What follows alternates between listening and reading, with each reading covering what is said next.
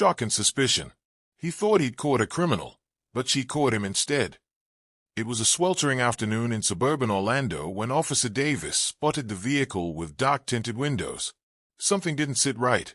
He couldn't see the driver, and a routine tag check came back blank. Was it stolen? Suspicious. With assumptions swirling, he flipped on his blue lights and pulled the car over, heart pounding with authority and expectation. The driver, calm and composed, handed him her license.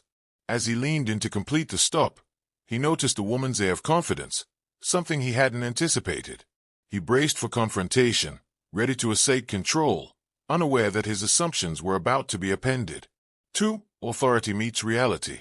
State your name and agency, the officer demanded, stalling over his words more than usual.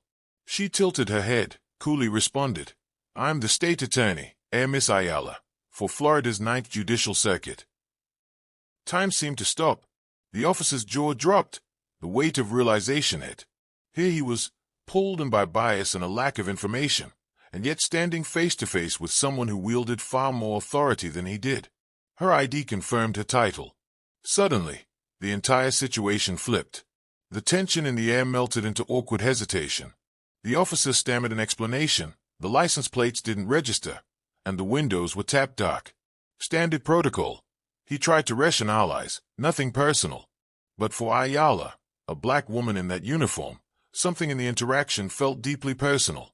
Still, she stayed calm, professional, poised, and ready to educate rather than escalate.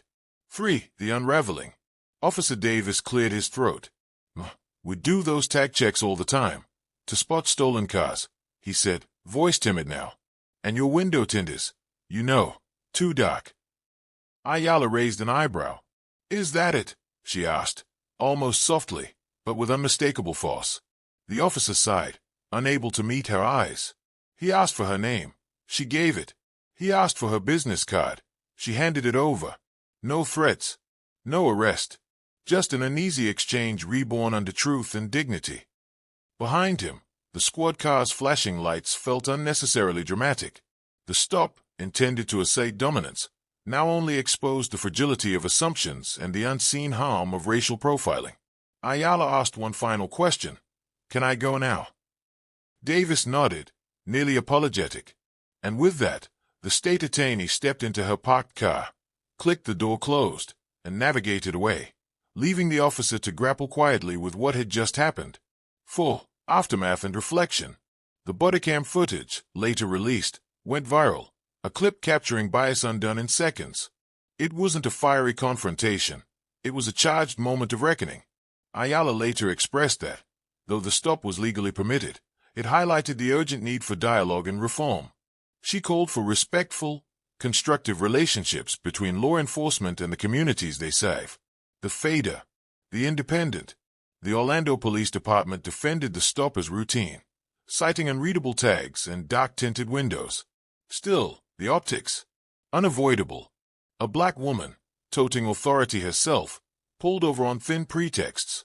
The incident stung as a reminder that even authority doesn't shield one from assumptions born of race. Ayala received vile death threats afterward, clear evidence that systemic bias doesn't vanish with one moment of clarity. The fader. Yet she remained unwavering, using the moment as a chance to find common ground with the police chief, hoping to turn confrontation into conversation. 5. Broader picture and why it matters. This encounter is more than a headline. It's a symbol of a recurring national issue, driving while black. Studies, like those by the ACLU, reveal how black and brown drivers face disproportionate stops, searches, and arrests, often under the guise of routine checks. American Civil Liberties Union. Prison Policy Initiative. Even among women, data shows black women are significantly more likely to be stopped and arrested during traffic encounters than white women, sometimes at rates double or triple. Prison Policy Initiative. What makes this story powerful is its dual impact, a plain stop unraveling into racial reckoning, and the stark human contrast between officer and state attorney. It makes viewers pause.